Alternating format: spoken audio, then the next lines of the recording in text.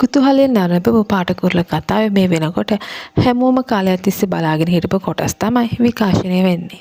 ඉතින් පාටකුරුල්ල කතාවේ මේ වෙනකොට කුතුහලය වැඩි වෙලා තියෙන්නේ. කතාවේ ඉදිරියේදී මොන වගේ සිදුවීමක් සිද්ධ වෙයිද? ඉතින් අපි හැමෝම බලාගෙන හිටියේ කෙවින්ගේ බොරුව නිම්නාවි ඉදිරියේ එළි වෙනකන්. ඉතින් අවසානයේ ඒ දේ සිද්ධ වුණා. ඉතින් අපිට හිතෙනවා මේ වෙනකොට පාටකුරුල්ල කතාව අවසානයට ලං වෙලා කියලා. කොහොම වුණත් නිම්නාවිට කෙවින් ගැන තිබුණු හැම පැහැදීමක්ම නැති වෙලා ඉවරයි.